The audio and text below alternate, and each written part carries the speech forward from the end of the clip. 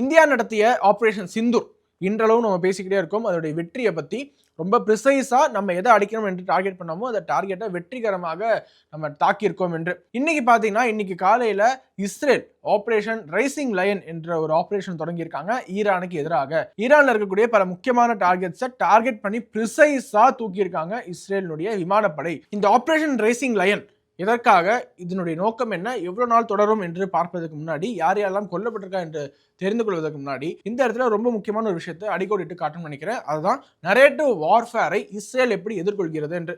நம்ம இந்தியா பாகிஸ்தான் போரின் பொழுது நம்முடைய ராணுவ தளபதிகள் முன்னாடியே சொல்லியிருந்தாங்க, இந்த நெகட்டிவ் மிஸ்இன்ஃபர்மேஷன் இருக்குல்ல, இந்தியாவுக்கு எதிரான தகவல்களை நம்ம எதிர்கொள்வதற்கே எங்களுக்கு நிறைய நேரம் செலவிடப்படுகிறது. இந்தியாவில் பரப்பப்படக்கூடிய மிஸ்இன்ஃபர்மேஷன் அதை தவிர இன்டர்நேஷனல் கண்ட்ரீஸ்ல இந்தியாவுக்கு எதிரான தகவல்கள், அதாவது பாகிஸ்தான்ல அப்பாவி மக்களை இந்தியா கொன்று விட்டது என்ற அந்த தவறான தகவலை எளிதில் கடத்துவதற்கான முயற்சி நடந்துகிட்டே இருந்தது. அதை இந்தியாவால சரியா கவுண்டர் பண்ண முடியல. ஆனா இஸ்ரேல் பாத்தீங்கன்னா ரொம்ப தெளிவாக அவங்க ப்ரிசைஸா டார்கெட் பண்ணி ஸ்ட்ரைக் பண்ண உடனே அவர்களுடைய எல்லா ட்விட்டர் பேஜ்லையும் சரி, எதற்காக நாங்க இந்த அட்டாக்கை செய்தோம், ஏனென்றால் ரொம்ப நாளாவே பாத்தீங்கன்னா ஈரான் இருக்கக்கூடிய அந்த சுப்ரீம் லீடர் அயத்துல்லா கமனியா இருக்கட்டும், இல்ல ஒட்டுமொத்தமாக ஈரான் இருக்கக்கூடிய கவர்மெண்ட் இஸ்ரேலை நாங்கள் அழித்து ஒழிப்போம், death to Israel, death to America, death to UK என்று பொது வெளியில சொல்ல ஆரம்பிக்கிறாங்க.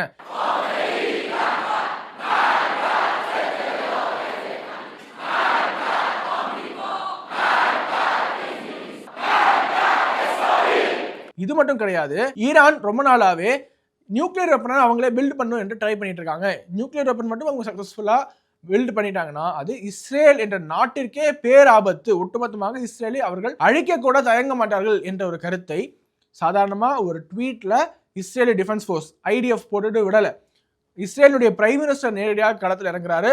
நாங்க ஒரு ஆபரேஷனை லான்ச் பண்ணியிருக்கோம், ஆபரேஷன் ரைசிங் லைன் என்ற அதற்கு பேரு. இந்த ஒரு ஆபரேஷன் என்று வரை தொடரும் என்றால் எப்போது வரை இஸ்ரேலுடைய இந்த எக்ஸிஸ்டன்ஸுக்கு ஆபத்து வராது என்று நாங்கள் உணர்கிறோமோ, எப்போ நாங்கள் அதை உணர்றோமோ அப்போ நாங்கள் விட்டுருவோம், அதுவரை இந்த ஆபரேஷன் தொடர்ந்து கொண்டே இருக்கும் என்று ரொம்ப ப்ரிசைஸா அந்த ஒரு இஷ்யூ அட்ரஸ் பண்ணி இன்டர்நேஷனல் கம்யூனிட்டி கிட்ட நீங்க எல்லாரும் இஸ்ரேலுக்கு ஆதரவு தர வேண்டும் என்ற அந்த ஒரு கருத்தை முன்வைக்கிறாரு. Moments ago, Israel launched Operation Rising Lion, a targeted military operation to roll back the Iranian threat to Israel's very survival. This operation will continue for as many days as it takes to remove this threat. Israel defence force ஒரு tweet ஒன்று போட்டிருந்தாங்க. The IDF launched a preemptive, precise, combined offensive to strike Iran's nuclear program. Dozens of IAF jets completed the first stage that included strikes on the dozens of military targets, including nuclear targets in different areas of Iran. So precise-ஆ நாங்க Iran இருக்கக்கூடிய nuclear ஃபெசிலிட்டியை அடிக்கிறதுக்காக எங்களுடைய டார்கெட்டாக இருந்தது என்று Israel ஓப்பனாகவே ஒத்துக்கிறாங்க. இதுக்கும் இந்தியாவுக்கும் இஸ்ரேலுக்கு என்ன வித்தியாசம் பார்த்தீங்கன்னா, இந்தியாவில் ஏகே பாரதி அவர்கள் நம்முடைய ஏர் சீஃப் மார்ஷல்கிட்ட கேள்வி கேட்கும்போது நீங்க கிரானா ஹில்ஸை தாக்குனீங்களா என்று கேட்டதற்கு அவர் என்ன பதில் சொன்னார் என்று பார்த்தோம். தேங்க்யூ, கிரானா ஹில்ஸ் பத்தி எங்களுக்கு தெரியப்படுத்துறதுக்கு தேங்க்யூ என்று சிரிப்பு சிரிச்சுட்டு கீழே வச்சாரு. அதற்கு என்ன அர்த்தம் என்று நம்ம எல்லாருக்குமே புரிகிறது. ஆனால் அப்படியே நம்ம இஸ்ரேல் பக்கம் பார்த்தோம்னா, இஸ்ரேல்ல ஆமா நாங்க நியூக்ளியர் ஃபெசிலிட்டியை அடிக்கிறதா எங்களுடைய பிளான் என்று சொல்லியிருக்காங்க. அது மட்டும் இல்லை, எதற்காக நாங்க அடிக்கிறோம் என்றும் அவங்க விளக்குறாங்க.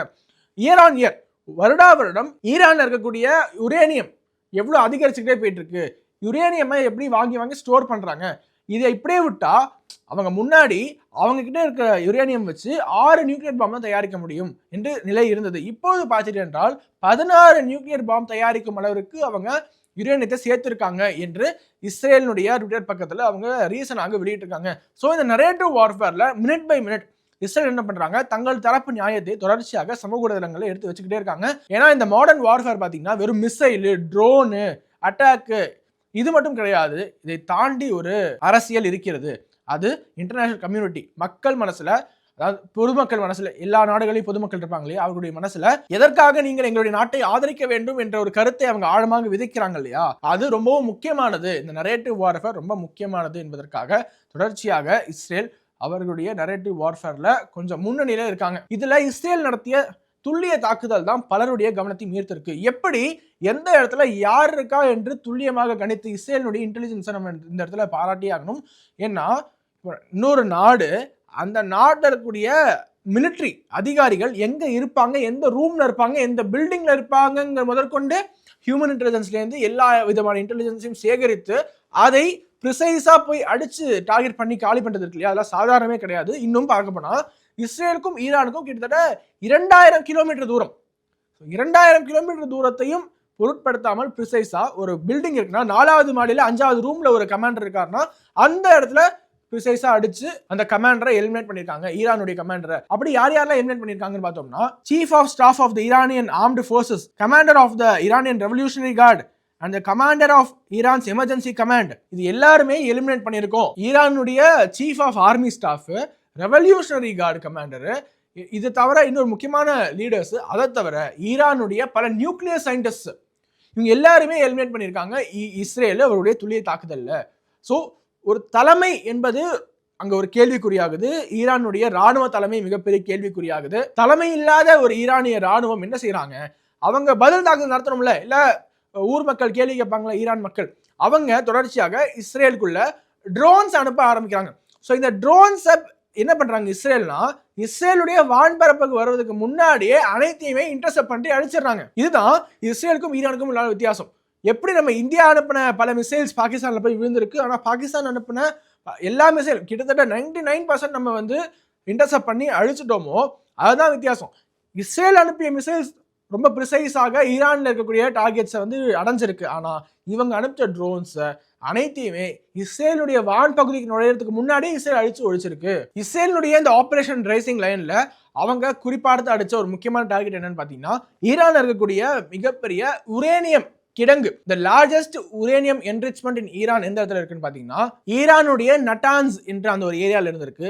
அதை நாங்க டார்கெட் பண்ணி அழிச்சிருக்கோம் என்று இஸ்ரேல் அதிகாரப்பூர்வமாக தங்களுடைய வலைதளங்கள்ல வெளியிட்டிருக்காங்க. உடனடியாக இறந்து போனவர்களுக்கு ஈரான் அஞ்சலி செலுத்துவதோடு அதே ஒரு வேகத்தோட யாரெல்லாம் இறந்து போனாங்களோ அவர்களுடைய இடத்தை நிரப்புவதற்காக இன்னொரு அதிகாரியை அதே பதவியில் நியமனம் செஞ்சிருக்காரு அந்த நாட்டினுடைய ஈரானுடைய சுப்ரீம் லீடர் அயத்துல்லா கெமனி அவர்கள். தன்னுடைய நாட்டு மக்களுக்கு ஒரு மெசேஜ் கொடுக்கும் விதமாக ஈரான்ல இருக்கக்கூடிய ஒரு முக்கியமான மாஸ்க் மசூதியில ரெட் பிளாக் ஏற்றிருக்காங்க. இது சிம்பாலிக்கா என்ன ரெப்ரசென்ட் பண்ணுதுன்னு பாத்தீங்கன்னா, நம்ம ரிவெஞ்ச் எடுக்க போறோம், திஸ் இஸ் ரிவெஞ்ச் டைம் என்று அந்த ஈரான் அரசு பொதுமக்களுக்கு உணர்த்துது. ஆனா ஈரான் ஒரு முக்கியமான பிரச்சனை என்னன்னா, ஈரானுக்கும் இஸ்ரேலுக்கும் உள்ள அடிப்படை வித்தியாசமே, இஸ்ரேலில் இருக்கக்கூடிய பெரும்பாலான பொதுமக்கள் ஆல்மோஸ்ட் எவ்ரி ஒன் இஸ்ரேலுடைய அரசாங்கத்தோட தோளோடு தோல் என்று ஃபுல் சப்போர்ட் கொடுப்பாங்க. ஆனா ஈரான்ல உள்நாட்டு குழப்பம் பெரிய அளவில் இருக்கு. அந்த அயத்துல்லா கெமினியினுடைய ரெஜிமுக்கு எதிராக மிகப்பெரிய போராட்டங்கள் ஈரான் முழுக்க வெடிச்சிருக்கு. ஸோ உள்நாட்டு குழப்பம் என்பது ஈரானுக்கு பெரும் பின்னடைவு இந்த இடத்துல நிச்சயமாகவே. இதை தான் இஸ்ரேல் தங்களுக்கு சாதகமாக பயன்படுத்திக்கிறாங்க.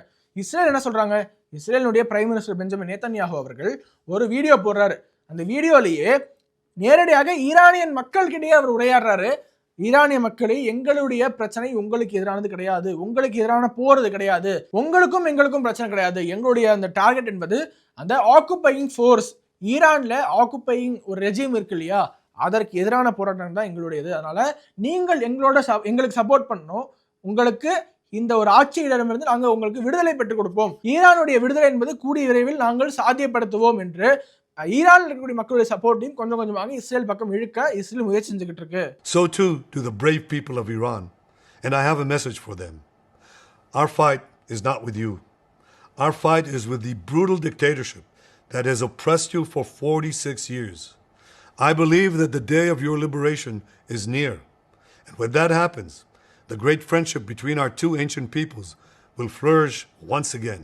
இதற்கு ஈரான் எப்படி ரெஸ்பாண்ட் பண்றாங்கன்னு பார்த்தோம்னா, ஒரு பக்கம் ட்ரோன்ஸ் அமைச்சிருக்காங்க, இன்னொரு பக்கம் தயவு செய்து யுனைடெட் நேஷன்ஸ் இதுல வந்து தலையிடுங்க, இது யூஎன் சார்ட்டர் ரூல்ஸை வந்து மீறுகிறது இஸ்ரேல், எங்களுடைய அப்பாவி பொதுமக்களை இஸ்ரேல் கொண்டிருக்கு. அது தவிர யாரெல்லாம் ஈரானுடைய நாட்டிற்காக போராடினார்களோ மிலிட்டரி ஆஃபீஸர்ஸ் சொல்றாங்க, அவர்களையும் இஸ்ரேல் கொண்டிருக்கு. இதை உடனடியாக தடுத்து நிறுத்த வேண்டும். இஸ்ரேலுக்கு பின்னாடி அமெரிக்கா இருப்பது எங்களுக்கு நன்றாகவே தெரியும். இருவருடைய கூட்டத்தையும் அடக்க வேண்டும் என்று ஈரானுடைய ஃபாரின் அஃபேர்ஸ் மினிஸ்ட்ரியோட ஸ்டேட்மெண்ட் விட்டுருக்காங்க. ஏன்னா இன்னும் கொஞ்ச நாள்ல பாத்தீங்கன்னா ஈரானுக்கும் அமெரிக்காவுக்கும் இடையிலான ஒரு பேச்சுவார்த்தை ஓமன் நாட்டில் நடக்கவிருந்தது. அதை ஈரான் வந்து இல்ல நாங்க வரமாட்டோம் என்று சொல்லிட்டாங்க. இதற்கு மேலேயும் நாங்க வந்தோம் என்றால் எங்களுக்கு மான மரியாதை இருக்காது, நீங்க தான் இஸ்ரேலை சப்போர்ட் பண்றீங்க, இஸ்ரேல் எங்க மேல தாக்குதல் நடத்துறாங்க, ஸோ நாங்க அமெரிக்காவோட இப்ப பேச்சுவார்த்தைக்கு வரமாட்டோம் என்று திட்டவட்டமாக மறுத்து விட்டார்கள் ஈரான். இதே மாதிரி ஈரானுடைய சுப்ரீம் லீடர் அயத்துல்லா கெமனி அவர்கள் by the name of God, by God's grace என்றெல்லாம் கடவுளுடைய பெயரை சொல்லிவிட்டு the powerful arm of the Islamic Republic's armed forces won't let them go unpunished என்ற ஒரு வார்த்தையை பயன்படுத்துறாரு. அதாவது ஈரானுடைய ஆர்மி நிச்சயமாக பழி தீர்க்கும், என்ற ஒரு மெசேஜை தன்னுடைய நாட்டு மக்களுக்கு கொடுக்குறாரு. என்ன பழி தீர்க்கும் என்பதை நம்ம போக போக தான் பார்க்க வேண்டும். ஏன்னா நீங்கள் அனுப்பிச்ச ட்ரோன்ஸ் எல்லாமே இஸ்ரேல் இன்டர்செப்ட் பண்ணிருச்சு. அவங்க அனுப்பிச்ச மெசேஜ்லாம் கரெக்டாக இங்கே வந்து ப்ரிசைஸாக விழுந்திருக்கு. இதை எப்படி ஈரான் கவுண்டர் பண்ண போகிறாங்க என்பது மிகப்பெரிய கேள்விக்குறி தான். இந்த நிலையில தான் இந்தியர்களாகிய நாம என்ன டெசிஷன் எடுக்க வேண்டும் என்றால், ஈரான் பக்கமா இஸ்ரேல் பக்கமா? கண்டிப்பாக இந்தியாவின் பக்கம் என்று தான் சொல்ல வேண்டும். என்னப்பா சம்மந்தமே இல்லாமல் இருக்கு என்று கேட்டால், நமக்கு இஸ்ரேல் ஜெயிச்சாலும் சரி, ஈரான் ஜெயிச்சாலும் சரி, நமக்கு ஒரு பயனும் இருக்க போவது கிடையாது.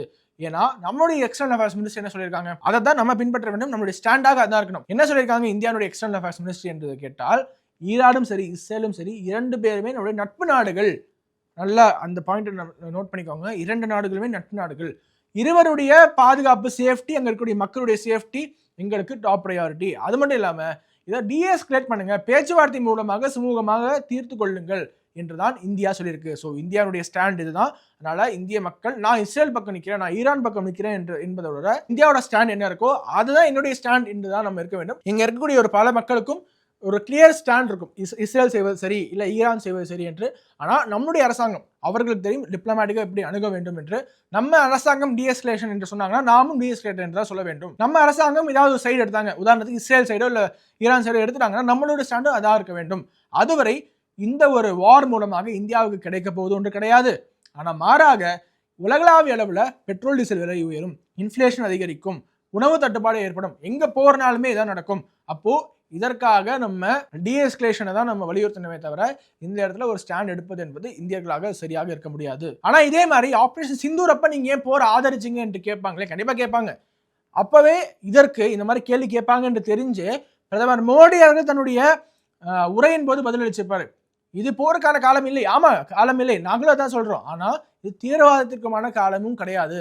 This is not a era of war, but still this is not an era of terrorism also.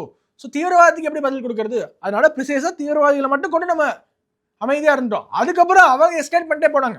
Pakistan எஸ்கேட் பண்ண ஒரு சிறிய பதிலடி கொடுத்தோம். அதுக்கப்புறம் ஐயா சாமி என்னை விட்டுருங்க அப்படின்னு பாகிஸ்தான் சீஸ் ஃபயருக்கு ஒத்துக்கிட்டாங்க. இவ்வளோதான் நடந்ததே தவிர நாம் இன்றைக்கும் சரி என்றைக்குமே அமைதியின் பக்கம் தான். நம்ம டிப்ளமேசியை நம்ம விரும்புகிறவங்க, போரை ஆதரிக்கக்கூடியவர்கள் கிடையாது. பிரதமர் மோடி அவர்கள் பலமுறை இதை சொல்லியிருக்காரு. எல்லா உலக நாடுகள் போகிற இடமெல்லாம் சொல்லியிருக்காரு. உக்ரைன்லையும் சொல்லியிருக்காரு, ரஷ்யாலையும் சொல்லியிருக்காரு, எல்லா இடத்துலையும் சொல்லியிருக்காருங்கிற பொழுது இந்த இடத்துல நாம் விரைவில் அமைதி திரும்ப வேண்டும். மிடில் ஈஸ்ட்ல ஒரு சுமூகமான ஒரு சூழல் ஏற்பட வேண்டும். அப்போதுதான் இந்தியாவுக்கு அந்த எந்த ஒரு பாதிப்பும், உலக மக்களுக்கும் எந்த ஒரு பாதிப்பும் இருக்கக்கூடாது என்றுதான் நம்மளுடைய பிரார்த்தனையாக இருக்கிறது. இன்னும் நிறைய அப்டேட்ஸ் இருக்கு. இந்த அப்டேட்ஸ்லாம் பார்த்தோம்னா ஈரான் இஸ்ரேலில் நிறைய அப்டேட்ஸ் வந்துகிட்டே இருக்கு. அதெல்லாம் அடுத்தடுத்த காணொலிகளில் ரொம்ப விரிவாக கொடுக்க போகிறோம். அதுவரை சப்ஸ்கிரைப் பண்ணி ஸ்டே டியூன். வணக்கம், வந்தே மாதரம்.